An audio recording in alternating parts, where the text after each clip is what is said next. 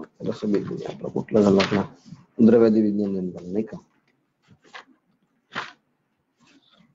तर आज दोषादी विज्ञानीमध्ये व्याख्या. आता दोषादी विज्ञानीचं सांगितलं की दोष, नेमकं दोष म्हणजे काय सांगितलं. माऊली सुद्धा ज्ञानेश्वरीमध्ये वर्णन करत असताना दोषाचं खूप सुंदर वर्णन केलेलं आहे ग्रंथकारांनी, की 3 दोष जे आहेत की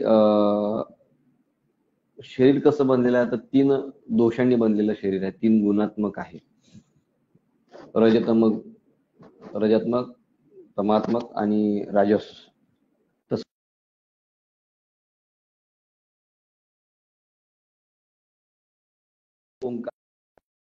अकार मकार उकार हे 3 शब्द एकवटले, ते 3 शब्दां मिळून ओंकार तयार झालेला आहे. अकार मकार उकार. अकाराचा अर्थ जो आहे मकार जो आहे आणि उकार जो आहे. तर अकार म्हणजे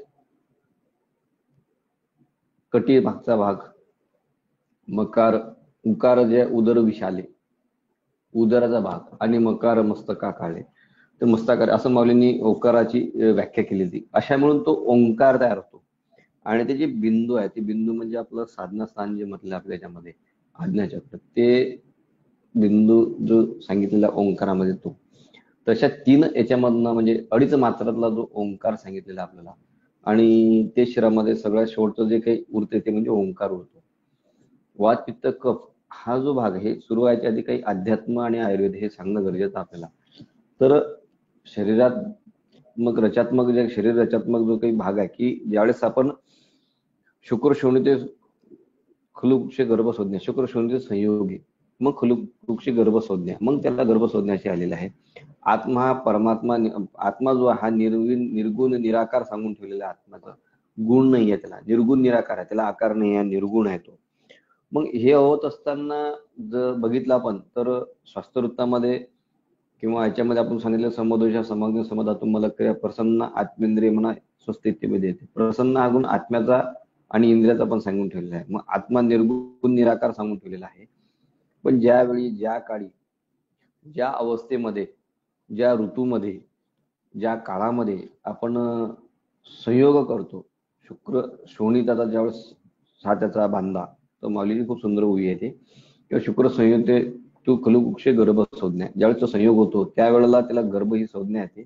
त्यावेळेला त्यानुसार दोषानुसार तरतमात्मक त्यानुसार वात पित्त कपाची आपल्या याच्यामध्ये जन्मदा जे प्रकृती तयार व्हायला लागते किंवा जे दोष तयार होतात त्यानुसार आपली जन्मानंतर दोष आपल्याला ते पित्तात्मक आहे, कपात्मक आहे का वातात्मक आहे हे ठरवले जाते त्या ऋतूनुसार.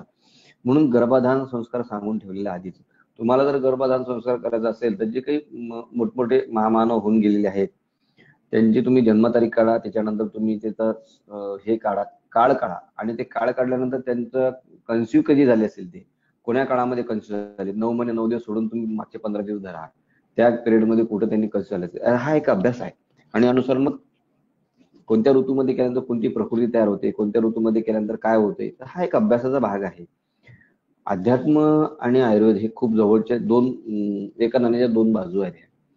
तर आपल्याला प्रकृती ठरवायची असेल, आपल्याला गर्भाधान संस्कार करायचा असेल, कारण पहिला संस्कार हिंदू संस्कृतीमध्ये गर्भाधान संस्कार सांगितलेला आहे, तर आणि शेवटचा अंत्येष्टी. तर गर्भाधान संस्कार करत असताना तुम्ही कसा करावा, त्याला नियम काय आहेत, त्याची आचारसंहिता काय आहे, सगळी वेगवेगळी संहिता आहे. त्यानुसार तुम्ही त्याची चिकित्सा करून, त्यानुसार तुम्ही त्याला औषधी काही देऊन, रसायन कर्म करून मग तुम्ही ही प्रकृती आपण ठरवू शकतो. पण एकदा प्रकृती ठरल्यानंतर मग त्याच्यामध्ये फारसा बदल घडत नाही. थोडाफार बदल आपण घडवू शकतो औषधी मात्रेने, रसायनाने, पण फारसा बदल घडत नाही. म्हणून दोषादी विज्ञान म्हणजे मध्ये हे जे आहेत ना, हे खांब शरीराचे रजतम सत्व रजतम हे जे गुण आहेत हे सुद्धा मनाचे किंवा शरीराचे खांब आहेत. जसं तुम्ही बघा की आपण दिवा लावतो याचा अर्थ काय, आपण ज्योत लावलेली आहे ना. ज्योत कुठल्याही धर्मामध्ये सगळ्याला विरोध केला आहे, कोणी याला विरोध करू दे, कोणी त्या धर्माला विरोध करू, कोणी याला विरोध करू दे, कोणी, पण जपाला कोणी विरोध केलेला नाही आहे, किंवा दिव्याला कोणी विरोध केलेला नाही. कोणी कॅन्डल लावते, कोणी दिवा लावते, कोणी तुपाचा दिवा लावते का नाही. पण तुम्हाला सांगू का की आपल्या सनातन धर्मामध्ये किंवा जे वेद आहेत, आपल्या वेदांनी इतका सुंदर अभ्यास केला आहे, सायंटिफिक रिझनच्या मागे दिलेले आहे सगळ्या गोष्टीमध्ये. तुम्ही दिवा लावा घरामध्ये, दिवा लावल्यानंतर तुमच्या लक्षात येईल की दिवा लावल्यानंतर प्रसन्नता किती वाढते आपल्या याच्यामध्ये. आणि दिव्यातही सुद्धा 3 रूप दिसतात. एक लख्ख प्रकाश, एक मंद प्रकाश आणि एक निळी आभा दिसते. सत्व, रज आणि तम. जो लख्ख असते तो तम गुणात्मक दिसतो. त्याच्यानंतर मग रज, आणि मग जे शेवटची जी असते आतली ती सत्व सात्विक हे असते. त्यामध्ये बघा तुम्ही त्याच्यात दिव्यात वातीत आणि त्याच्यात अंतर असते आणि ती निळी भाग असते. तो सत्वरज तम, ते सात्विक तो भाव असतो त्याच्यामध्ये. तर हे प्रत्येकाला, आणि आत्मा सुद्धा तसाच असतो. जे पिक्चर मध्ये दाखवलं ते सेम आहे, काही असं काही विचित्र प्रकार नाहीये. जसं आहे तसं फक्त ते दिसत नाही, याच प्रकारचे वर्णन ग्रंथकारांनी करून ठेवलेलं आहे. तर तशाच प्रकारचा जो दोष जे सांगितलं दोषादी विज्ञानामध्ये आपण जायच्या आधी दोष धातू मूलम हे शरीरम सांगितलेलं आहे. तर सत्वरजे तम असे जसे मनाचे गुण आहेत, तसं ज्यावेळेस दोष वात पित्त कफ ज्यावेळेला तुम्ही कन्सिव्ह होणार, गर्भ संयोग तो खुलूचे गर्भ संज्ञा, ज्यावेळेला तो गर्भाधान होतो, गर्भाधान संस्कार केल्यानंतर गर्भाशयामध्ये ते प्रविष्ट होते. आत्मा प्रविष्ट झाल्यानंतर त्याला गुण लागू होतात. म्हणजे आत्मा निर्गुण निराकार आहे, परंतु त्याला ज्यावेळेस गर्भधारणा झाल्यानंतर ज्यावेळेस तो आत्मा शरीरात प्रवेश करतो त्यावेळेस त्याला मात्र गुण ही संज्ञा लागते आणि गुण लागू पडतात. म्हणून प्रसन्न गुण हा आत्मेंद्रिय म्हणून असं म्हटलेलं आहे की प्रसन्न हा आत्म्याचा जो गुण आहे तो जीवात्म्याचा गुण आहे. त्यावेळेस जीव त्याच्यामध्ये येतो आणि जीवात्मा झाल्यानंतर त्याला गुण लागू पडतात. मग त्याला 3 दोष, 3 मल, 7 धातू, 3 गुण, हे सगळ्या गोष्टी त्याला लागू पडतात. पण त्याच्यापर्यंत तो सोहम सोहम कोहम कोहम म्हणतो आणि मग सोहम सोहम. कारण याच्या आधी कोहम, मी कोण मी कोण, आणि त्याचा शोध जर घ्यायचा असेल तर तुम्हाला सोहम करावं लागेल. आणि सोहम हे श्वासावरती डिपेंड आहे आपल्या, की श्वास घेत असताना आपण कुठल्या इडा पिंगडा आणि सुषुम्ना 3 नाड्या सांगून ठेवलेल्या आहेत. आणि या श्वासावरती मग सोहम प्रक्रिया केल्यानंतर आपल्याला नंतर हळूहळू आपला अभ्यास होऊन अभ्यासाची प्राप्ती दृष्टी, आणि मग आपण सोहम म्हणजे कोण आहे, मी कशासाठी आलो, माझा जन्म कशासाठी. आता तुम्ही बघा ना, या भारताच्या जगाच्या पाठीवरती नाही का, जगाच्या पाठीवर आपण कुठं आहे सध्या, आकाशगंगेच्या खाली आहे. आकाशगंगेच्या खाली असल्यानंतर कुठं आहे, तर मी कुठं आहे, तर मी अकोल्यामध्ये आहे, विदर्भामध्ये, महाराष्ट्रात आहे. म्हणजे जगाच्या पाठीवर मी महाराष्ट्रामध्ये, भारतात असून महाराष्ट्रामध्ये आहे. नंतर महाराष्ट्रामधून मी विदर्भामध्ये, विदर्भामधून मी अकोल्यामध्ये, अकोल्यामधून मी एका रूम मध्ये असून मी विचार करतो की माझा जन्म कशासाठी झालेला आहे. जोपर्यंत आपण त्याचा विचार करणार तोपर्यंत आपण तिथं पोहोचणार नाही. ह्या सगळ्या महत्वाच्या गोष्टी तिथे देऊन ठेवल्या. माझा जन्म कशासाठी झालेला आहे, मी कुण्या कुळामध्ये जन्म घेतलेला आहे, आणि माझं कर्म काय आहे, हा सगळ्यात महत्वाचा विषय जर आपण शोधत गेलो तर आपल्याला तिथं नक्की उत्तर मिळेल. त्यासाठी मात्र सोहम साधना जी आहे, की सोहम साधना करणं फार महत्वाचं आहे. सोहम म्हणजे काय हो, तर श्वासावर नियंत्रण करणे आपल्या, आहे का नाही. प्राणापान समायुक्त प्रत्यामन्नम चतुर्विधम, प्राण अपान व्यान समान, हे जे वायू सांगून ठेवले, हे वायूचं नियंत्रण कुठे आहे हो, श्वासावर, प्राणावरती आहे. आणि मग तुम्ही प्राणावरती तुम्ही जर लक्ष केंद्रित करायला गेले, त्याला प्राणायाम हा शब्द तयार होतो. प्राणायाम, आयाम म्हणजे अंतर वाढणे. 2 श्वासातलं अंतर वाढणं म्हणजे तुमचं आयुष्य वाढलं. कुत्र फॅपॅप करतो आणि बघा 7-8 वर्षामध्ये तो हार्ट अटॅकने मरतो का, तो जोरजोरात श्वास घेतो. म्हणून जे लोक जोरजोरात श्वास घेतात त्यांना हार्ट अटॅक फार लवकर होतो, बीपीचा त्रास व्हायला लागतो. आणि जे लोक संथ गतीनं श्वास घेतात त्यांचं हे बघा तुम्ही, स्वर कमी व्हायला लागतो. तर तुम्हीच बघा, तुमचा राग वाढल्यानंतर श्वास कमी होतो की वाढतो, फुसकारे मारतो आपण, नाही का नाही. तर काय होतो, तर श्वास रागानंतर श्वास वाढतो, याचा अर्थ काय झाला की तुमच्या हृदगती वाढली, प्राणाचं चलन जास्त झालं आणि ते खर्च झाले. जितनी चाबी भरी आहे रामने उतनी चालक खिलोना, आपण असं म्हणतोच आहे की गाणं, किंवा तेवढे श्वास दिले तेवढे मोजून दिले आणि ते संपले, असं पण म्हणतो आपण. म्हणजे श्वास वापरत असताना आपण कसे वापरावे, तर त्याच्यासाठी ते सोहम साधना आहे. लोकांसाठी नाही आहे ती स्वतःसाठी आहे. सोहम साधना ही जी आहे की तुम्ही कशासाठी आलो, माझा जन्म कशासाठी झालेला आहे. आणि तुम्हाला सांगू का की आपला जन्म इतक्या छान याच्यामध्ये झालेला आहे की आपण वैद्यकीय धर्मामध्ये, आपला जो पहिला धर्म आहे तो वैद्यकीय धर्म आहे. लोक पैसा देऊन सगळं विकत घेऊ शकतात, दुःख नाही. आपल्याकडे लोक दुःख हरण करण्या करतात. त्यामुळे आपला अधिकार खूप मोठा आहे. आपल्याला म्हणजे पालन करता विष्णूचा अवतार म्हटलेला असल्यामुळे आपल्याला खूप मोठी उपलब्धी आहे. आणि पैसे मागे लागायचं नाही, कायम लक्षात ठेवतो मी बरं का. पैसे मागे आपण लागू, पैशाने आपल्या मागे लागायला पाहिजे. आणि तुमचं पुढे म्हणजे त्या 3 इडियट्स मधला मला खूप चांगला डायलॉग आठवतो, तो तसंच आहे. तुम्ही फक्त मेहनत करा, तुम्हाला काही करायची गरज नाही, आपोआप ते मागे. आणि तुम्हाला अजून सांगू का, अहो लक्ष्मी शेवटी कुठेही गेली ते नारायणच्या मागे येणार आहे. आपण नारायणाचा अवतार, तेव्हा आपण तिच्या मागे लागायचं नाही, ते आपल्या मागे येणारच आहे. तिच्या मागे लागून काय करा, आपण आपला अभ्यास करा, आपली साधना करा. आणि आपण कशासाठी जन्म झाला तो बघा. आपला पहिला जो धर्म आहे तो वैद्यकीय धर्म आहे, मग बाकीचे धर्म आहे, मग बाकीचा कुळाचार आला तुमचा. कुळाचार हा शब्द जो वापरतो, हा कुळाचार जो शब्द आहे, हा कुळाचार हा प्रत्येकाला लागू आहे. प्रत्येकाच्या विधीनुसार, प्रांतानुसार, प्रत्येकाला वेगवेगळ्या रीती चालीरीती आहेत, त्याला तो कुळाचार शब्द आलेला आहे. मागे सुद्धा वर्णन करताना कुळाचार शब्द वापरलेला आहे. वेदामध्ये सुद्धा कुळाचार शब्द वापरलेला आहे. कुळाचार हा करावा. आणि सोबत जे आपलं जे वैद्यकीय धर्म जो आपला आपला पहिला धर्म तो वैद्यकीय धर्म. आणि जे कसं आहे, जे तुम्हाला सांगितले इतरांशी सांगावे, म्हणून जे आपल्याला जे ज्ञात झालेलं आहे आतापर्यंत ते मी तुम्हाला सांगतो की आपला जो धर्म तो वैदिक धर्म आहे. आणि व्रत नियमन करावे तीर्थासी न गावे, तुम्ही स्वधर्मी यज्ञ जावे, हे माऊलींची खूप सुंदर ओवी आहे 3ऱ्या अध्यायामधली. कर्मकांड करत असताना, कर्मकांड नाही सांगितले, कर्म करत असताना, कर्म अभ्यास करत असताना आपलं कर्म काय, तर आपला पहिला धर्म जो आहे तो वैदिकीय धर्म आहे.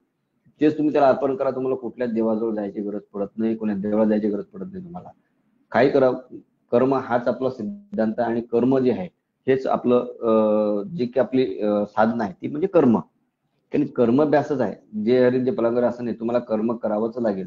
तुम्ही बघताय कोणाला तरी, हे सुद्धा एक कर्मच आहे. गीतेमध्ये सुद्धा सांगून ठेवलेलं आहे. म्हणून कर्म करा. कर्म केल्याशिवाय तुम्हाला गत्यंतर नाहीये. कर्म तुम्हाला करावंच लागणार. आणि ते कर्म करत असताना सगळ्यात महत्वाचा भाग जो आहे, हे मजेचे स्तव झाले परिम्या नाही केले, हे दारिद्र्य सुटला गा. खूप सुंदर ओव्या आहेत माऊलीच्या, म्हणजे फारच सुंदर ओव्या आहेत त्या. जीव ओळून टाकावा अशा त्या ओव्या आहेत माऊलीच्या. हे मजेचे स्तव झाले परिम्या नाही केले, हे दारिद्र्य सुटला गा. हे ज्याला समजलं त्याला जीवनाची कडी समजली. हे मी केलं, ज्यांनी म्हटलं मी केलं तो संपला. काय की मी केलं की तिथे विषय संपला. तुम्ही किती कर्म करा आणि त्याला फक्त अर्पण करा. जो ज्याच्यावरती तुम्हाला विश्वास आहे त्याला तुम्ही गॉड पार्टिकल्स म्हणा, गॉड म्हणा, अजून काही नाव द्या, आहे का नाही. तुम्ही त्याला अजून काहीतरी जे काय असेल ते तुम्ही ज्यांचं नाव घेत असाल त्याला अर्पण करा. संपला विषय तुमचा, संपली तुमची भक्ती. काही फार मोठी भक्ती करायची गरज नाही, कोणाच्या मागे लागायची गरज नाही. तुम्ही आजकालचे लोक फार लोकांचा थाटमाट बघतात, त्याच्या मागे जात काही गरज नाही. हे लोक तुमचा उद्धार करू शकत नाही. काय स्वतःच उद्धार करते, लोकांचा काय उद्धार करणार लोक.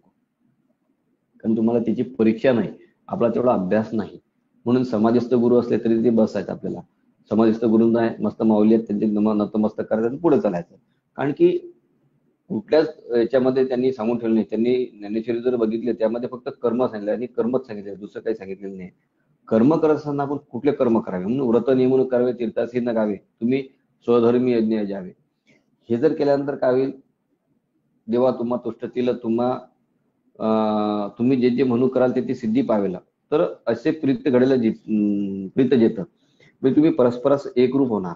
आपण म्हणजे हा स्वयं साधना सांगतोय मी की या पद्धतीने ती होऊ शकते की आपण त्याच्याशी एकरूप होतो आणि आपण जे जे म्हणून करू ते सिद्धी पावेल. इतकी भयंकर त्याच्यामध्ये ताकद आहे. स्वधर्म करत असताना फक्त एवढंच करावं लागेल, हे मी केलं नाही, हे त्यांनी करून घेतलं, संपला विषय. हे मजेस्तव झाले परिम्या नाही केले, त्यांचे सुटला गा. ह्या ज्या गोष्टी तुमच्या लक्षात आल्या की तुमची साधना संपली, काय करायची गरज नाही, कुठं जायची गरज नाही, मंदिरात जायची गरज नाही, कुठल्या साधू संतांनी तुम्हाला मंदिरात जावं असं सांगितलेलं नाही. फक्त त्यांनी साधना करत थाईचं बसणे करा एक चित्त, स्पष्ट आहे.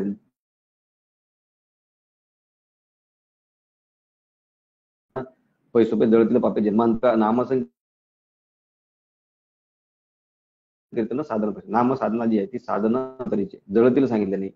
पळून गेलेला माणूस घरात येऊ शकते, आरोग्य येऊ शकते, म्हणजे जळ पापे जन्मांतरी असं म्हटलंय. ठायचं बसणे करायची. तर माऊलीने तेच सांगितलं की साधना करत असताना तुम्ही स्वधर्मी यावे. तुमचा स्वधर्म जो आहे तो पहिला आपला धर्म वैदिकीय धर्म आहे. म्हणून वैदिकीय धर्मामध्ये आपलं पहिलं कर्म आहे पेशंटची सेवा करणे, पेशंटला दुःखातून दूर करणे, ही आपली पहिली सेवा आहे. मग बाकीचे जे धर्म आहे तुमचे जे कोणते असतील ते, पहिला जो धर्म आपला तो वैदिकीय धर्म आहे आणि मग बाकीचा कुळाचार्य आहे. म्हणून हे करत असताना ह्या गोष्टी करा. नंतर मग तुम्हाला काही गर्भधान संस्कार करायचे नंतर तो करा, गर्भधान संस्कार जो पहिला सांगितला, आणि मग पुढच्या गोष्टी घडतील. पुढची पिढी जर तुम्हाला चांगली तयार करायची तर ह्या गोष्टी तुम्हाला सांगणं गरजेच्या होत्या. आणि मग दोषादी विज्ञानामध्ये आपण जाऊ आता. तर दोषादी विज्ञानामध्ये तुम्हाला सांगितलं की दोष कुठला, वाताचे दोष, रथे धातू, मूत्रादी मल हे शरीराचे नेहमी सर्वाधिक मूलभूत घटक आहेत. पण हे मूलभूत घटक हवे कसे तयार होतात, तर या गोष्टीतून तयार होणार. तुमची साधना कशी आहे, तुमची साधना केल्यानंतर तुम्ही कुठलं कर्म करणार, त्यानुसार तुमची प्रकृती कशी तयार होणार आणि त्यानुसार तुमचं होणारं भवितव्य कसं होणार, तुम्हाला होणारं मूल कसं होणार. मी गर्भधान संस्कार, आपण वैद्यकीय असल्यामुळे मी स्पष्ट बोलत आहे की आपल्याला गर्भधान संस्कार करत असताना ह्या गोष्टी आपल्याला समजून घेणं फार गरजेचे आहेत. आणि मग आपण लोकांना समजून सांगू शकतो की गर्भधान संस्कार करत असताना कुठला संस्कार कसा करावा तुम्हाला. म्हणून ह्या गोष्टीचा आपण चिकित्सक आहोत. चिकित्सक असल्यामुळे आपल्याला ह्या कारण की 2-3 प्रश्न जर विचारले लहान मुलांना आपण लगेच म्हणतो फार चिकित्सक आहे, शिवी दिल्या जाते. तर आपण ओरिजिनल चिकित्सक म्हणून या गोष्टी आपण अभ्यास करा. तुम्ही जे जे मोठमोठे सत्पुरुष होऊन गेले यांचं जन्मतारखा काढा आणि त्याच्या मागचं हे काढा की ते कुठल्या याच्यामध्ये कसे झाले असतील, ते का झाले असतील, त्याचा ऋतुकाळ कुठला आहे. ह्या फार महत्वाचे विषय आहेत. काही काही ठिकाणी कसं झालं की बऱ्याच ठिकाणी जो काळ असतो, म्हणजे या विषयावर आपण बोलू नाही, पण ओघात आला म्हणून सांगतो की एक ऋषी होते, नाव सांगत नाही आता, आणि त्याच्यावरती फार हे झालं की ते तर ब्रह्मचारी होते. मग त्यांनी काय केलं, तर तो काळ होता आणि ते नदीत होते ते, आणि नदीत असल्यामुळे म्हणजे त्या प्रवाह असल्यामुळे तो निरोप ज्या राजाला द्यायचा होता त्या राजापर्यंत तो पोचू शकत होता, आणि 100 का 200 वर्षानंतर तो काल आला होता आणि त्यानुसार एक व्यक्ती चांगली तयार होणार होती, म्हणून ते कन्फ्यूज झाले. कन्फ्यूज त्यांनी केलं हे, आणि मग तो फार मोठा विषय आहे तो. तर तुम्ही ज्यावेळेस हे धर्मग्रंथ वाचणार किंवा योग वाचणार, वेद वाचणार, त्यावेळेस ह्या सगळ्या गोष्टी तुम्हाला त्यातनं कळ्या उलगडतील. कारण की half knowledge is danger knowledge. त्यामुळे ते आपला अभ्यास नाही, त्यामुळे त्यावर आपण नुसतं प्रतिक्रिया देतो आणि मोकळं होतो. तसं करू नका, त्याचा अभ्यास करा. तसंच हे दोषादी विज्ञान जे आहे ते गर्भधान जो संस्कार आहे, हा संस्कार करत असताना तुम्ही कुठल्या काळी करावा, कसा करावा, याचा खूप खोल अभ्यास आहे. याच्यावरती खरंच आता तुमची पिढी खूप चांगली आहे, तुम्ही अभ्यासू मुलं आहे, ब्रिलियंट आहे, त्यामुळे याचा अभ्यास तुम्ही करा आणि याचं एखादं लिटरेचर छापा किंवा याचा तुम्ही अभ्यास करून तुम्ही तुमच्या पुढच्या पिढीला तसं तुम्ही सांगू शकता की, आणि नेटवरती सगळ्या गोष्टी आहेत तर तुम्ही ते कलेक्ट करून त्याचा चांगला अभ्यास करा आणि मग लोकांपर्यंत ते पोहोचवा. म्हणून आता वाचाची दोष जे आहेत, दोष धातू मला मला मीम सददेशम चला हा उत्साहो श्वास निश्वास चेष्टा वेग प्रवर्तने समंगत्याच धातूनाम मक्षानाम पाठवेनच अनुगृह्यन्ति विकृता पित्त पक्तुष्म दर्शने शुत्रुंग रुचि प्रभा मेधादि शौर्य अनुमार्दवे शेष्मा स्थिरत्वा स्निग्धत्व संनिबंधना मक्षादेवी वातती दोष रसादी धातू मूत्रादी मल हे शरीराचे नेहमी सर्वाधिक मूलभूत घटक आहेत. वायू अविकृत असताना उत्साह श्वास चेष्टा मलमूत्रादिकांचा उत्सर्ग धातूंच्या स्वमार्गाचे गमन. आता धातूचे स्वमार्ग गमन याचा अर्थ काय हो, रसादी धातू ज्या ज्या मार्गाने ज्या ज्या तऱ्हेने ज्या ज्या वेगाने जायचे आहेत त्या त्या मार्गाने तऱ्हेने वेगाने जे गमन होते वायूच्या वेगाने. काही वायू जो आहे हा मुख्य दोष आपल्याच्या सांगून ठेवला आहे, वायू तंत्रयंत्र धरा. आणि मग बाकीचे जे आहेत पित्त पंगू कप पंगू. तर वाताचे चलगुणा, वात हा फार महत्वाचा याच्यामध्ये आलेला आहे आणि उदाहरण तर त्यात फार महत्वाचा पुढे येईलच तो. उत्सर्ग धातूचे स्वमार्ग गमन इंद्रियांची विषय ग्रहण शक्ती इत्यादी गोष्टींच्या योगाने शरीराचे संरक्षण करतो. इंद्रियांची विषय ग्रहण शक्ती, आता वायूचा संबंध कसा आहे, तर जसं जसं म्हातारपण येते तसं एका इंद्रियाची शक्ती कमी होते. जसं तरुणपण बालपण इंद्रियांची शक्ती प्रखर राहते.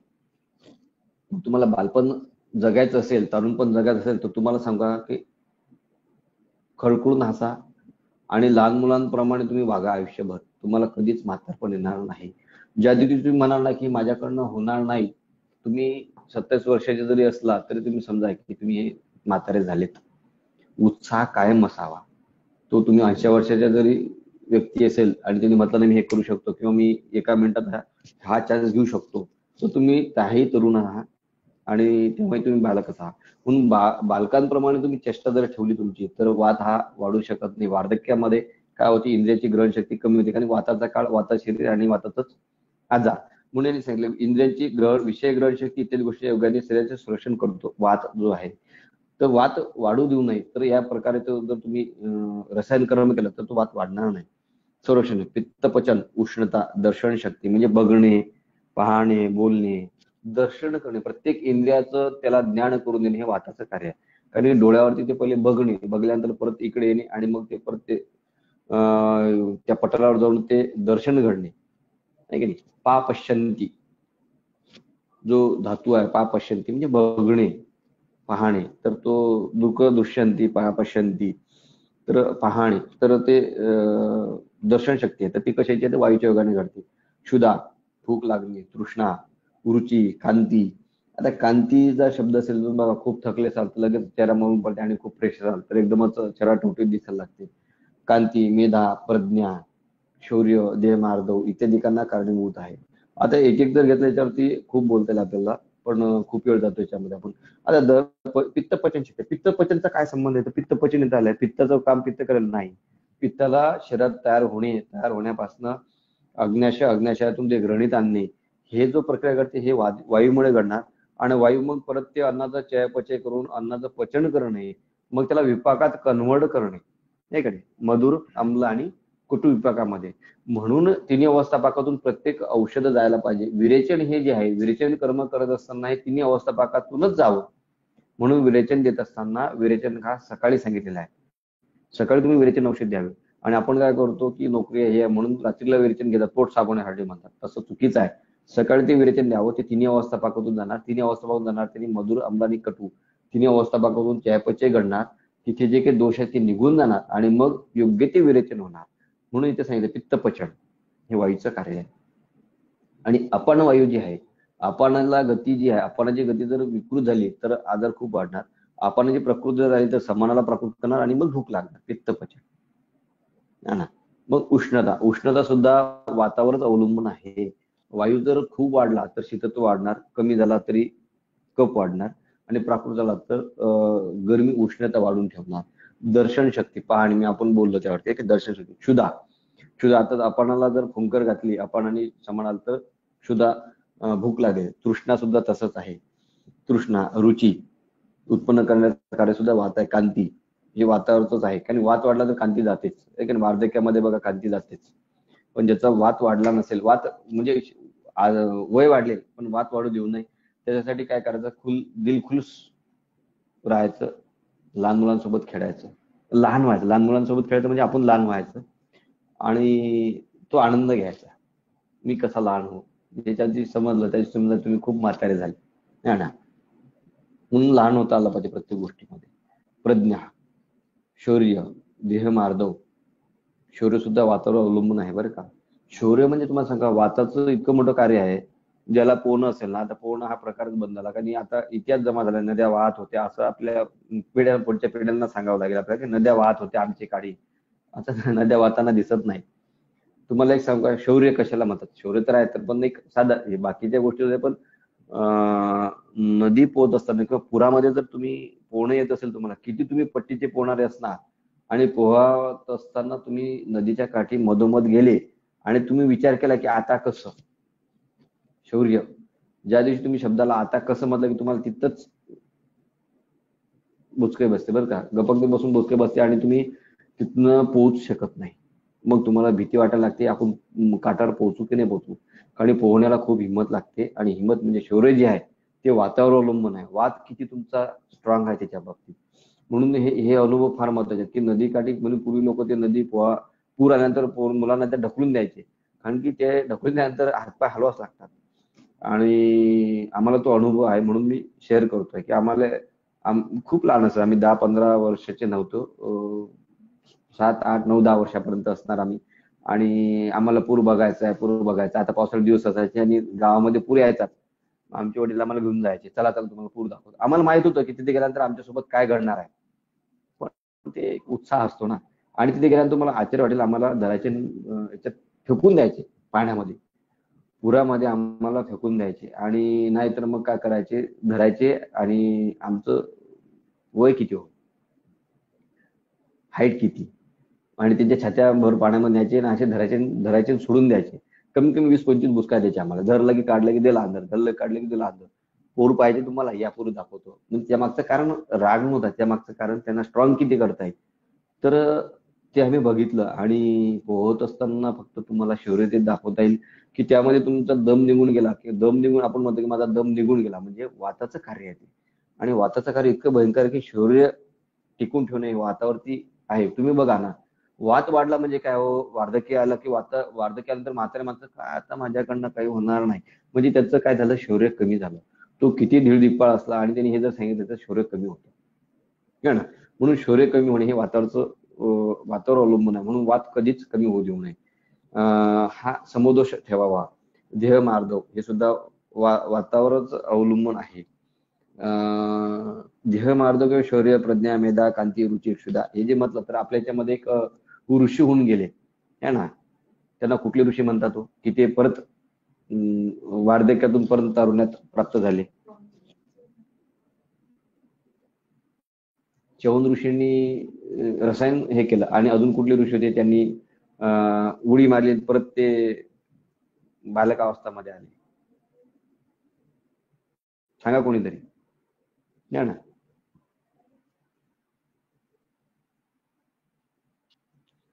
बोला. वृद्ध जीवक. नाही ना, नावाचं वृद्ध जीवक आहे तो. तर वृद्ध जीवकाप्रमाणे आपण जर तुम्ही केलं, तुम्ही त्यांचं हे बघा, लिटरेचर बघा, ते शोधा, त्यांच्यानुसार तुम्ही त्यांनी काय आचार रसायन केलं, काय विहार केलं ते बघा, म्हणजे तुम्ही वृद्ध जीवकाप्रमाणे चिर तारून राहणार. हे सगळं देऊन ठेवलं आपल्या मागे त्यांनी हेच केलेलं आहे बरं का. म्हणून त्यांची मेधा, प्रज्ञा, शौर्य, देहमार्ग इत्यादी कारणीभूत आहे. वातावरणाला जिंकलं. सोहम साधना करत असताना सुद्धा वातावरणाला जिंकावं लागते. तुम्ही पूर्वीचे ऋषी 400-500 वर्ष जगायचे असं म्हणतो, हे जगायचे. ते जगायचे म्हणजे काय करायचे की ते सोहम साधना करून वातावरती विजय मिळवायचे, आणि वातावरती विजय मिळवत समाज व्यवस्थेत गेल्यानंतर तुमचा आत्मा हा बाहेर निघू शकत नाही किंवा त्याला नेता येत नाही, आणि मग परत वेळ टळली की तुम्ही परत चिरतारून झालेत.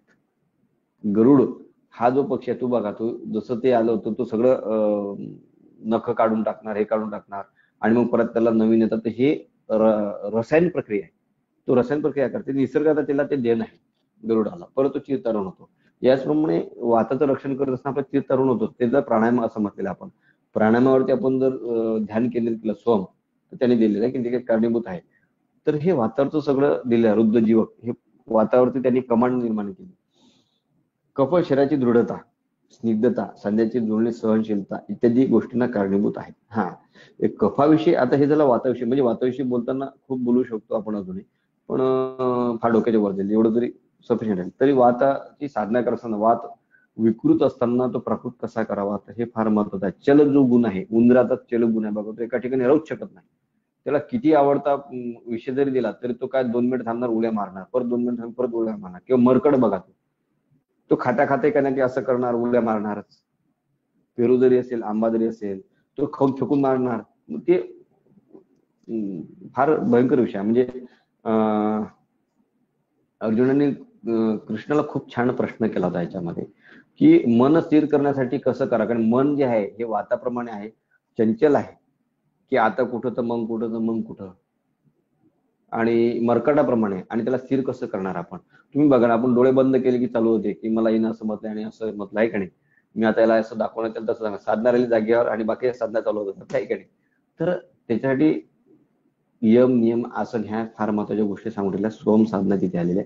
आणि त्या गोष्टी घडल्यानंतर मग योगाच्या साधनाने, या गोष्टींच्या योगाने शरीराचे संरक्षण करतो. मग त्याच्यावरती वातावरती विजय प्राप्त होतो आणि मग सोम साधना पूर्ण होते. पुढे कप शरीराची दृढता. कप शरीराची दृढता निर्माण करते, स्निग्धता निर्माण करते, सांध्याचे जुळणे, सहनशीलता. हे कप प्रकृतीमध्ये बघायला मिळते, वात प्रकृतीमध्ये बघायला मिळत नाही सहनशीलता. पित्त प्रकृतीमध्ये तर अजिबातच मिळत नाही. वात प्रकृतीचा सहनशीलतेच्या बाहेरच असतो. तो कधी एकदमच हायपर होतो आणि मग लगेच म्हणतो नाही माझं चुकलं, पहिले हायपर होतो. तो वात प्रकृतीचं लक्षण आहे. पित्त प्रकृतीला म्हणजे नाही माझंच खरं आहे. पण कफवाला सहनशीलता असतो, आणि हे गॉड गिफ्ट आहे बरं का. इत्यादी गोष्टींना कारणीभूत आहे. अविकृत असताना हे सर्वत्र घेणे असं सांगितलं ना की त्यांनी. पुढचा जो आहे ना, परिणाम जीवनम लेपणम, हे वाताचं आणि पित्ताचं, पित्त पचन झालेलं, आणि परिणाम जीवनम लेपणम स्नेह धारणा पूर्ण गर्भोत्पादाचे धातूना श्रेष्ठ कर्मा स्मृतम. स्मृतम हा शब्द वापरला. स्मृती हा जो शब्द आहे हा बुद्धीच्या संबंधाने आहे. स्मृती म्हणजे काय, आपण फक्त स्मृती हा शब्द बुद्धीच्या संदर्भात लावतो. स्मृती हा बुद्धीच्या संदर्भात लावून उपयोग नाही. त्याचं एक लक्षण आहे. स्मृती म्हणजे आठवणे. काय आठवणे, तर प्रत्येक अवयवाला त्याचं कर्म आठवून देणे, हे त्या प्रत्येक अवयवाची स्मृती झाली. डोळ्यांनी पाहणे, हे डोळ्यांची स्मृती झाली. डोळ्यांना पाहणे, नीट बघता येत नाही म्हणजे त्या डोळ्यांची स्मृती कमी झाली. मग डोळ्यांची स्मृती कमी झाली म्हणून काय करावं लागेल तुम्हाला, मज्जावर जाणारे औषधी द्यावी लागेल. वातावरण औषधी देऊन मग तिची स्मृती त्याला आठवण करून द्यावी लागेल. हा स्मृतीचा अर्थ आहे की नाही.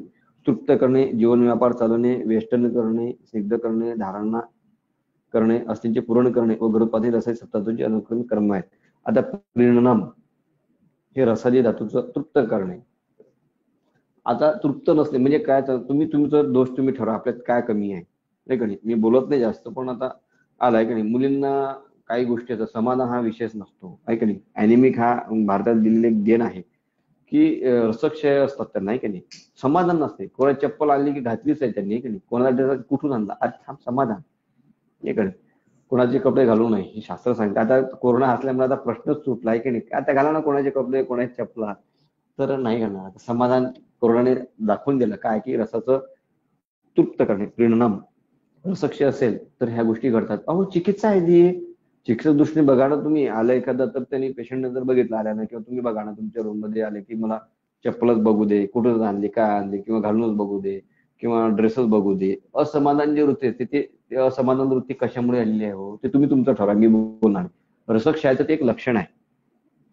रस जर प्राकृत असेल तर तृप्त असते, काही नसेल ते समाधानी असतात, आणि समाधानी असावं रसाचं ते कारण आहे. परिणम, जीवनम हे रक्ताचं कार्य आहे. जीवनम, लेपनम हे मांस धातूचं कार्य आहे. स्नेह, मेद, धारण, पूर्णे. धारण करणे हे अस्तित्व आहे. कुठली गोष्ट धारण करणे, मग ते शरीरातलं कुठली असो ते धारण करणे. आता बरेचदा मी सांगतोय तुम्हाला की फुफ्फुसामध्ये वायू धारण करतो. म्हणजे वायू धारण करायचं कार्य हे जे आहे, सात्विक, प्रत्येक अवयवामध्ये साती धातू असतात, तरतम भावाने ते कार्य करतात. आणि फुफ्फुसामध्ये वायूचं, ऑक्सिजनचं धारण करणे हे कार्य अस्थि धातूचं आहे. मग तिथली कॅपॅसिटी कमी झाली म्हणजे काय झालं, आता आता कोरोना म्हणून मी त्यावरती बोलतोय, अस्थि धातूची कॅपॅसिटी कमी झाली. तिथली अस्थि धातू कमी झाला, त्यामुळे तिथली धारणाशक्ती कमी झाली, धारण करण्याची कॅपॅसिटी कमी झाली. याचा अर्थ काय आला, वायूचं तिथं चयापचय कमी होऊन राहिलं, तिथं घेणं कमी होऊन राहिलं आणि सोडणं कमी होऊन, हे अस्थि धातू तिथला विकृत झाला. मग तिथे तुम्हाला चिकित्सा करत असताना अस्थि धातूवर जाणारे औषधी द्यावे लागतात. मग अस्थि धातूवर जाणारं आणि आकाशीय तत्व असणारं शुंग भस्म आहे. मग शुंग भस्म अस्थि धातूवर जाणार आहे. मग तिथला अस्थि धातू सुधारतो शुंग भस्म, मग कफ कमी करणे, कफ हे अस्थि धातू सुधरून मग बाकीचे कार्य करतो. म्हणून अस्थि धातूवर जाणारं जे शुंग भस्म आहे ते शुंग भस्म तिथं कार्य करते, आणि कार्य करून मग तिची धारणाशक्ती वाढते. श्वासका चिंतामणी रस हा त्या अस्थि धातूवर कार्य करणारा आहे. म्हणून तुम्ही एक बघा, तुम्हाला जर ऑस्टिओपोरोसिस असेल, तुम्ही श्वासका चिंतामणी जर औषध दिलं तर ऑस्टिओपोरोसिस फार लवकर कमी होणार. शुंग भस्म देणार, ऑस्टिओपोरोसिस फार लवकर कमी होणार. मृत्यू चिंतामणी तुम्ही देऊन बघा श्वासाच्या पेशंटला, किती लवकर कमी होणार. कारण तिथला अस्थि धातू विकृत झाला. अस्थि धातू प्रकृत करण्यासाठी सीतोपलाची चूर्ण देऊ शकता तुम्ही.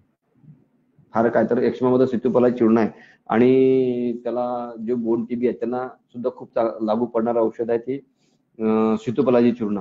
तर सीतोपलाची चूर्ण सुद्धा फुफ्फुसावर जाणार आहे. फुफ्फुसामधला अस्थि धातू विकृत झाला म्हणजे त्याचं धारण शक्ती कमी झाली, तिथं अस्थि धातूचं विकृत आहे. स्मृतीची धारणा कमी झाली, आठवण अशी होते, तिला अस्थि धातूवर जाणारे औषध द्या म्हणजे स्मृतीची धारणा वाढेल. बघा कुठलं औषध कुठं जाणार, म्हणजे वातावरचं औषध द्यावं लागेल त्यांना. शीतोपलाची चूर्ण द्या. शिचू असा विषय, शीतोपलाची चूर्ण आणि तापेलो हे दोन जर कॉम्बिनेशन दिलं तर रस धातूपासून तर शुक्र धातूपर्यंत सर्व धातूंचं परिपोषण होते. करून बघा तुम्ही, आणि काढा त्या आणि अभ्यास करा, मग लक्ष द्यायला लागेल तुमचं. म्हणून अस्थीचं पुरण आणि मज्जेचं धारण, आपलं अस्थीचं धारण करणे, अस्थीचं पुरण करणे हे मज्जा धातूचं कार्य आहे, आणि गर्भोत्पादन हे शुक्र धातूचं कार्य आहे. तर शुक्र धातूचं उत्पादन म्हणजे कुठल्याही नवीन शरीरात जर तयार करायचं असेल, तुम्हाला कुठल्याही शरीरामध्ये नवीन बदल करायचा असेल, सोरायसिस आहे फॉर एक्झाम्पल, काय सोरायसिस सगळ्यांना माहिती आहे, तर तिथं शुक्र धातूचं स्तंभन करून, शुक्र धातू शरीरात वापरून, शुक्र धातूने नवीन शरीरामध्ये स्कीम तयार करणे हे शुक्र धातूचं कार्य होईल. रस रक्त मांस, कारण की सर्कल परत तयार होतो. रस रक्त मांस म्हणजे शुक्र, शुक्र झाल्यानंतर परत रस तयार व्हायला, तर रस रक्त मांस म्हणजे शुक्र, परत रस रक्त मांस, आणि मग मांस तयार व्हायला लागेल, आणि मग सोरायसिस कमी व्हायला लागतो.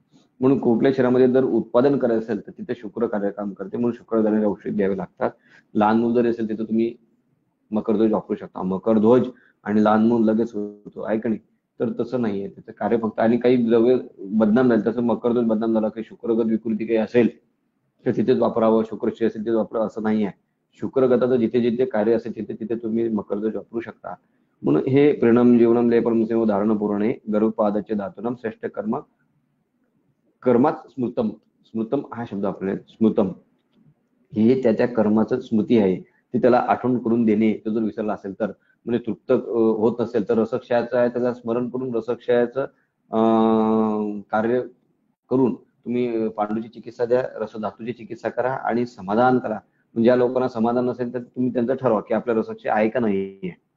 ज्यांना समाधान नसेल तर रसक्षय ऑब्व्हियसली आहे, त्याची चिकित्सा करा तुम्ही. रक्ताचं जीवन व्यापार आहे की जीवनम, जीवन जगावं असं वाटत नाही आता. रक्तक्षय, त्याला पित्त वाढलेला असतो आणि बऱ्यापैकी काय असते की खूप राग येतो आणि आपण असा निर्णय देतो. मग त्याच्यामध्ये सुद्धा रक्ताचा संबंध असतो, पित्ताचा संबंध असतो आणि पित्तावर जाणारे औषध द्यायला लागतं. आपण म्हणतो की शांत हो जरा, मग बघू शांत झाल्यावरती. तर हे पित्तंगच चिकित्सा आहे. या सगळ्या गोष्टी पित्तंग चिकित्सा झाल्यामुळे ह्या सगळ्या गोष्टी घडतात. म्हणजे बघ, कुठल्या आपल्याच व्यवहारामध्ये आपणच त्याच्यातले किती छोटे छोटे प्रश्न आहेत. चिकित्सक दृष्टीने तुम्ही बघितला, म्हणजे आयुर्वेद चष्मा लावून जर तुम्ही बघितला ना, की तुम्हाला सगळ्या गोष्टी कळायला लागतात. आयुर्वेद चष्मा लावला की तुम्हाला ह्या गोष्टी कळून हळूहळू तुम्हाला प्रश्न सुटायला लागतात आणि खूप चांगली चिकित्सा आपण करू शकतो. मग म्हणून तृप्त करणे, जीवन व्यापार चालवणे, वेष्टन करणे म्हणजे लेपन करणे, तर मांस धातूचं कार्य आहे. स्निग्ध करणे मेद धातूचं, धारण करणे असे धातूचं, धारणा असे धातूवरती मी बोललोच आहे. कुठले धारण करणे? मग आता गर्भधारणा होत नसेल, नाही का, धारण करणे, गर्भधारणा होत नसेल, धारण करणे हे अस्थि धातूचं कार्य. मग त्या स्त्री मधला अस्थि धातू विकृत झाला गर्भाशयामधला, मग तिथे प्रवाळ पंचमृत वापरा ना. तिथे तुम्ही प्रवाळ पिष्टी वापरा, कारण स्त्रीचा धातू जो आहे हा समशीतोष्ण सांगितलेला आहे आणि उष्णता खूप असेल तर कन्सिव्ह होत नाही. म्हणजे एक खूप सुंदर म्हणजे खूप मोठे वैद्य होऊन गेले ते, मला नाव आठवत नाही. त्यांच्याकडे ते पत्रिका बघायचे, आपल्याला पत्रिकेतलं काही समजत नाही, आपण त्याच्या फार लांब आहे. त्यांनी सांगितलं याला काहीतरी ते मंगळ आणि मंगळावरती प्रवाळ हा खूप चांगला धातू असतो. मग तिला प्रवाळ पिष्टी खाऊ घातली आणि ती कन्सिव्ह झाली. खूप औषध घेतली आणि प्रवाळ पिष्टी ती कन्सिव्ह झाली. मग त्या मागचं कारण शोधता शोधतात तर रक्तधातूवरचं तर ते औषध आहेच, प्रवाळ प्रश्नच नाही. स्त्रीचं रक्त आणि पुरुषाचं शुक्र, आणि तिथलं प्रवाळ जे आहे हे अस्थि व स्रोतावर जाणार खूप मोठं औषध आहे. धारणा होत नसेल तिथं तुमचं शुक्र जात आहे हो, पण धारण नाही करत ते. उष्णता खूप वाढली, शीतत्व तयार करण्यासाठी, काश्मीर तयार करण्यासाठी ते तुम्हाला प्रवाळ द्यावं लागेल. किती सहज औषध आहेत बघा तुम्ही. या पद्धतीने तुम्ही विचार करायला लागले तर गर्भधारणा होईल. वैद्यत्वामध्ये तुम्ही प्रवाळ वाचा आणि प्रवाळाचं खूप चांगलं कार्य होते.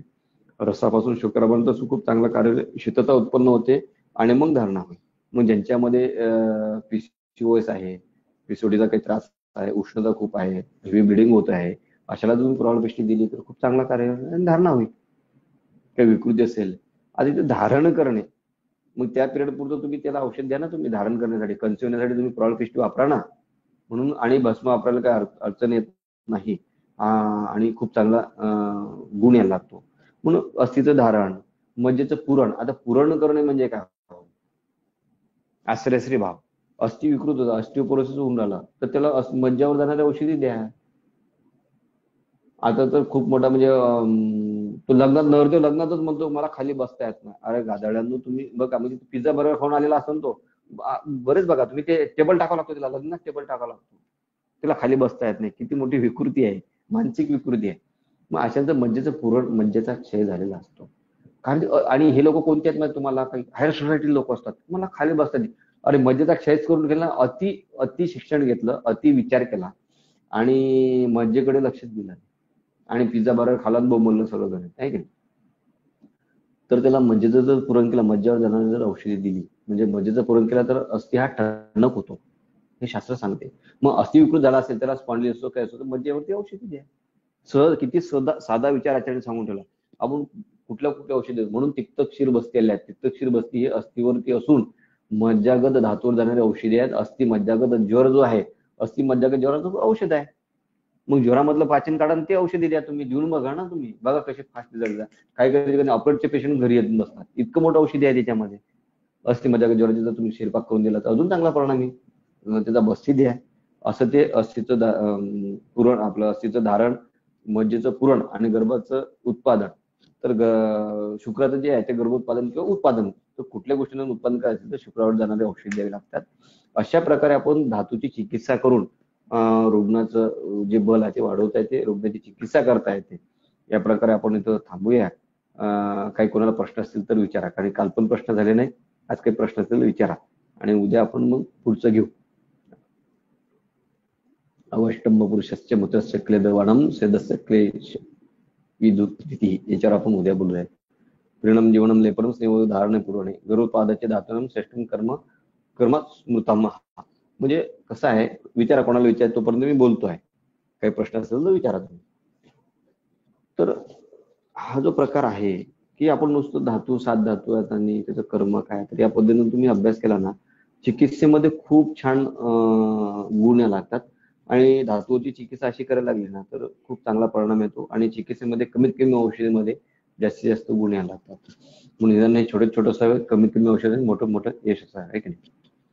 तर त्या पद्धतीने आपण चिकित्सेमध्ये खूप चांगला परिणाम करून घेऊ शकतो धातूवर चिकित्सा करून.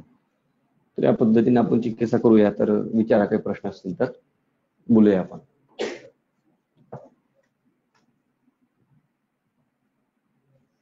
तरतम भावाने सगळ्याच अवयवामध्ये की हे असतातच, 7 धातू असतात आणि एका धातूने कुठलाच अवयव झालेला नसतो. 7 धातू असतात, तरतम भावाने ते कमी असतात. मग त्यातला कुठला कमी आहे ते बघून आपल्याला त्याचा चिकित्सेमध्ये उपयोग करून घेता येते. प्रवाळ प्रमोचन आणि प्रवाळ पिष्टी कसे घ्यावेत. हा, प्रियंका आणि चांगला का कन्झ्युम करण्यासाठी प्रवाळ पंचामृत आणि प्रवाळ पिष्टी कसे घ्यावेत. आता प्रवाळ पिष्टी मी सांगताना मला असं अपेक्षित होता हा प्रश्न की पूर्ण हा विचारावा, की मी 2 गोष्टी सांगितल्या. प्रवाळ पिष्टी, मी एक प्रवाळ पिष्टी सांगितलेलं आहे आणि एक प्रवाळ पंचामृत सांगितलेलं आहे. तर प्रवाळ पंचामृत आणि प्रवाळ पिष्टी हे दोन्ही भाग वेगळे आहेत. प्रवाळ पंचामृतामध्ये प्रवाळ पिष्टी पण आहे आणि प्रवाळ पिष्टीमध्ये फक्त प्रवाळ पिष्टी आहे. ज्या लोकांना खूप उष्णता आहे, खूपच उष्णता आहे, त्यांनी प्रवाळ पिष्टी घ्यावी. आणि धारणाच होत नाही, सूचीमुखी आहे किंवा धारणा होत नाही, तिचं कन्फ्यूज होत नाही, मग तिथे मात्र प्रवाळ पिष्टी सोबत प्रवाळ पंचामृतच वापरावं. प्रवाळ पंचामृत असोत, मग अनुपान म्हणून चंदन असो, बाकीच्या काही गोष्टी ते वापराव्या. तर तिथे आपण ते वापरू शकतो आणि दोन्ही वापरले तर काही अडचण येत नाही. पण ज्यांना उष्णता खूप आहे आणि मांगलिक असं काहीतरी तो होता विषय, म्हणून मी बोललो की मला त्यातलं काही कळत नाही, पण तिथं प्रवाळ वापरलं खूप चांगला परिणाम आहे. किंवा खूप ब्लिडिंग होत आहे आणि उष्णता खूप आहे आणि तो पेशंट कंप्लेंट करतो की बा मला युरिनला जाताना खूप उष्णता लागतात किंवा खूप आग होते, जळजळ व्हायला लागते, तिथे मात्र मग प्रवाळ पिष्टी वापरावी. अन्यथा फक्त धारण्यासाठी तुम्ही प्रवाळ पंचामृत वापरलं तरी चालेल. ते रसायन आहे प्रवाळ पंचामृत. आणि धारण हा जो अस्थिचं हे आहे त्याचा की धारण, बरेच जणांना काय होते की तिथनं लिक्विड लीक व्हायला लागते. बघा, लिक्विड लीक होतो म्हणजे काय झालं, तिथली धारणाशक्ती कमी झाली. मग धारणाशक्ती कमी झाली, लिक्विड आहे पण धारणाशक्ती कमी झाली आणि त्याच्यामुळे ते कन्स्यूम होत नाही. मग धारणाशक्ती वाढवण्यासाठी तिथे काय करावं, अस्थिवर जाणारं औषध जे आहे, मग अशी कुठली वनस्पती आहे की तिच्यात शरीरात त्या वनस्पतीमध्ये पाणी आहे पण ते बाहेर जात नाही. बोला कोणीतरी, अशी कुठली वनस्पती आहे की आतमध्ये पाणी आहे पण पाणी बाहेर जात नाही, धरून ठेवते. कुमारी. अशा लोकांना कुमारी असं द्यावं याच्यासोबत, प्रवाळ पिष्टीसोबत. जर पाणी जर लीक होत असेल किंवा ते स्निग्धता असते त्याच्यातलं काही गोष्टी घडतात, म्हणजे खूप आतला विषय आहे तो. आणि तिथे मात्र मग कुमारी असो किंवा कुमारी कोरफडीचं गरजसोबत जर तुम्ही प्रवाळ पिष्टी दिलं तर खूप चांगला परिणाम येतो तिथे. या दोन्ही गोष्टी आपण वापरू शकतो, प्रवाळ पिष्टी, प्रवाळ पंचामृत. आपण हा विचारच करत नाही की प्रवाळ पिष्टी, प्रवाळ पंचामृत हे तर कॅल्शियम, म्हणजे आपण मॉडर्न तिथं एक सर्टिफिकेट करून देतो, सर्टिफाय केलं आणि संपला विषय. अहो ते कॅल्शियम आहे, कॅल्शियम आहे मान्य आहे, पण ते अस्थिवर स्रोतात जाणारं औषध हे आधी आपण लक्षात घ्यायला पाहिजे आयुर्वेदाचार्यांनी, की अस्थिवर स्रोतावर जाणारं किंवा अस्थिवर जाणारं ते औषध आहे. मग जिथे जे धारणाचा संबंध आहे तिथे तिथे ते औषध वापरावं. मग तिथे आपण ते दोन्ही गोष्टी वापरू शकतो. आपण प्रवाळ पंचामृत वापरू शकतो आणि प्रवाळ पिष्टी अशा व्यक्तीमध्ये वापरू शकतो आपण. असं विचारा पुढचा प्रश्न. समजला? काही प्रश्न अजून प्रियंका तिच्या?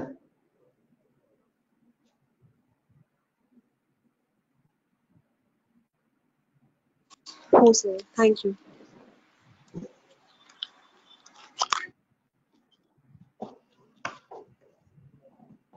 विचारा पुढचा काही प्रश्न.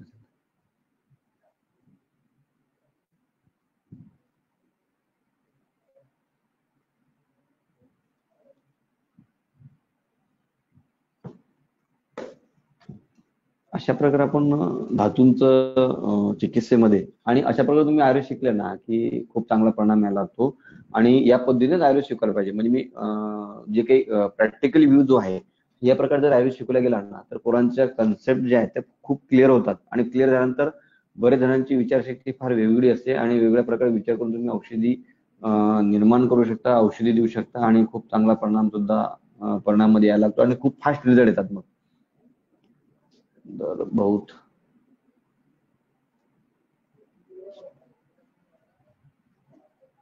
सत्व कम है या वात प्रकोप है या दोनों और उसकी क्या चिकित्सा करनी चाहिए. दीपिकाने खूपच म्हणजे एका प्रश्नात खूपच प्रश्न विचारून टाकले. एक एक घेतो मी. सर कुछ लोगों को डर बहुत लगता है. आता पहिलं जर लक्षण असेल तर ते रसक्षयाचं लक्षण आहे का नाही. भीती वाटणे हे रसक्षयाचं लक्षण आहे. B12 कमी असते बऱ्याच लोकांचं बरं का. विशेष करून मुलींचं B12 कमी असते. ते चेक करावं. आणि B12चे आता बाजारात इंजेक्शन मिळतात किंवा त्या गोळ्या मिळतात ते घेतलं काय मल्टीव्हिटॅमिन घेतलं काही अडचण येत नाही. कारण याच्यामध्ये सुवर्णभस्म घ्यावं लागते. एका सुवर्णभस्म 1 ग्राममध्ये तुम्ही अख्खा आयुष्यात तुम्ही B12 खाऊन घेता. तर B12 काय तर चयापचय कमी होतं. रसक्षयाचं ते लक्षण आहे भीती वाटणे आणि खूप साधक पित्त जे आहे ना, साधक पित्त हे कुठे आहे, हृदयाच्या ठिकाणी आहे. हृदयाच्या ठिकाणी साधक पित्त कमी असणे साधक पित्ताचे लक्षण आहे किंवा मज्जासार पुरुषाचे लक्षण आहे की दृढता, भीती नसणे. आणि साधक पित्त कमी झालं की त्याला भीती खूप वाटायला लागते. अनाकलनीय भीती आहे, माहित नाही काय असेल.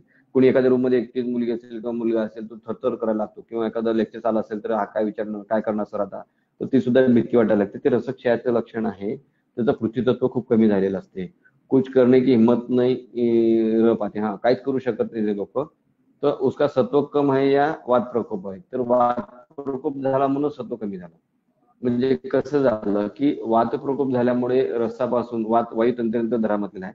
तर वात प्रकोप झाल्यामुळे रसापासून तर शुक्रापर्यंत सगळे धातू शुष्क झाले आणि शुष्क झाल्यामुळे शुक्रानंतर जो ओज आहे तो ओज कुठे आहे, हृदयामध्ये. साधक पित्ताच्या ठिकाणी तिथे येतो है ना. बिंदुआत्मक ओज सांगितलेला आहे.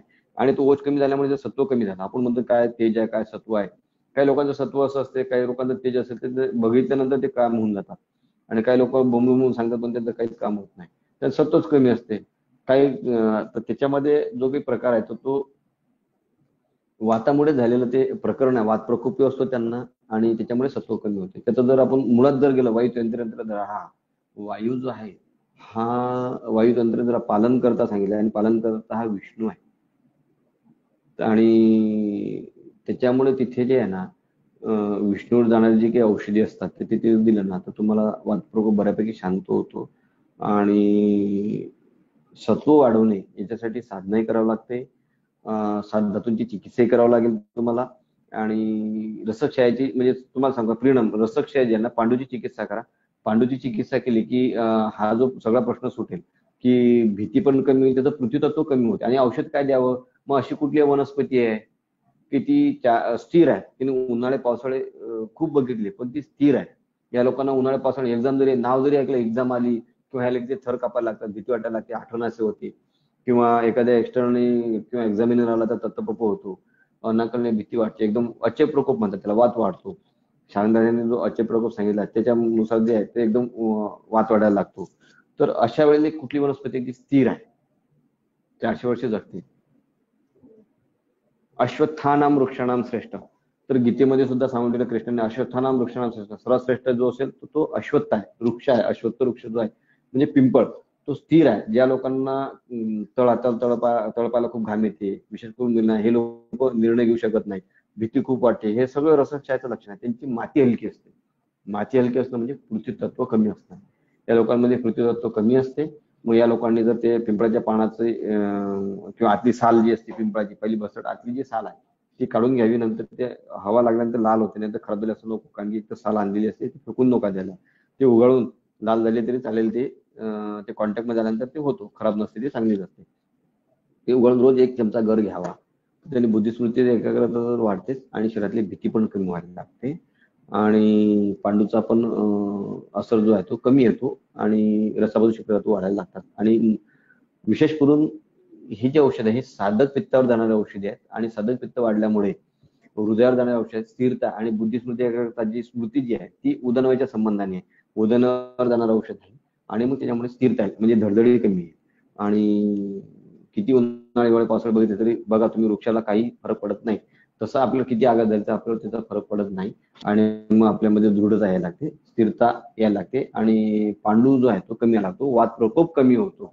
आणि म्हणून याच्यासाठी हे करणे एवढं जरी केलं ना तुम्ही तरी खूप चांगलं आहे. मग बाकीची चिकित्सा खूप आहेत. मग रसायन योगराज आहे, ताप्याची लो आहे, नवयास लो आहे, अयस्कृती आहे. त्याच्यानंतर शुक्रक्षात्मक संपृक्ती असेल तर तिथे मग मात्र तुम्ही खूपच विचार करत असेल, मुलगी असेल किंवा मुलगा खूप चिडखोर असेल, कामज्योर असेल, तिथे मात्र मग मकरध्वज वापरू शकतो आपण, मृत चिंतामणी वापरू शकतो किंवा सिचू आणि तापेती लोह हे सुद्धा औषधीच्या कॉम्बिनेशन मध्ये वापरू शकतो. औषधी खूप आहेत आणि पिंपळाचा तर प्रश्नच नाही, ते वापरावं. एक पान खाणं 100 ग्राम तूप खाणं, त्याचं 1-2 पानं खावे. ठीक आहे. मग काही एखादा प्रश्न असेल तर विचारा. खूपच छान प्रश्न विचारला मी. बहुत डर लगता है तर ते रसक्षयाचं लक्षण आहे बरं का.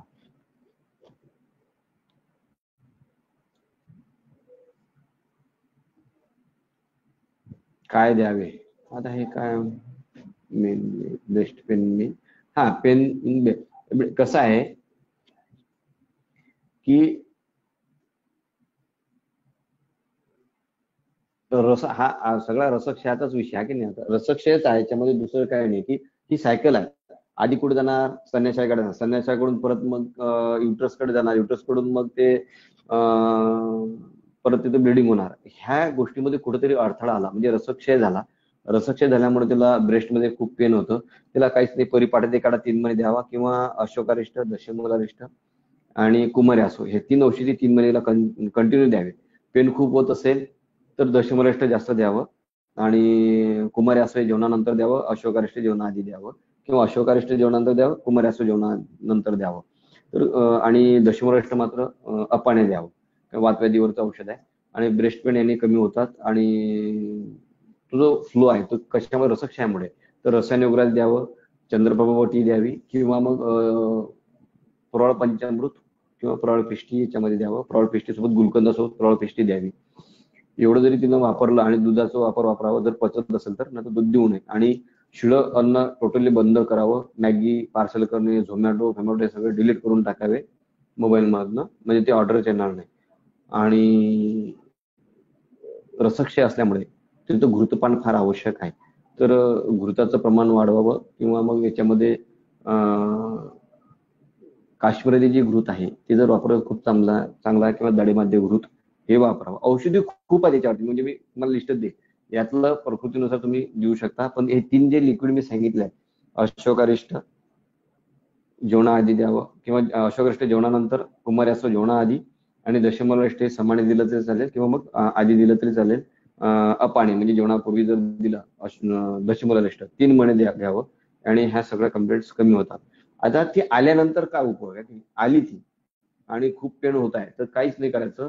मस्त आपलं एक पॅराशूटचं तेल असते घरामध्ये, ते स्तन्याशयावरती पचपत हा शब्द वापरतो, भरपूर घ्यायचं, ते त्याला लावायचं आणि अँटी कॉकरोच ते फिरवायचं, असं गोल गोल गोल गोल फिरून ती गाठ पूर्ण काढून घ्यायची. जिथं पेन आहे सुरुवातीला धक्का लागू देत नाही, नंतर हळूहळू ते धक्का लावणं सहन होते आणि मग हळूहळू काय वात प्रकोप होतो तो कमी व्हायला लागतो तेलामुळे. आणि मग हळूहळू करून ते तिचे जे काही अवरोध आहे तो अवरोध निघून जातो, त्या गाठी काढून टाकाव्यात आणि हळूहळू ते ब्रेस्ट पेन आहे तो कमी व्हायला लागतो. एवढं जर केलं तर भरपूर आहे माझ्या मते, नाही का. असो, चला बाय.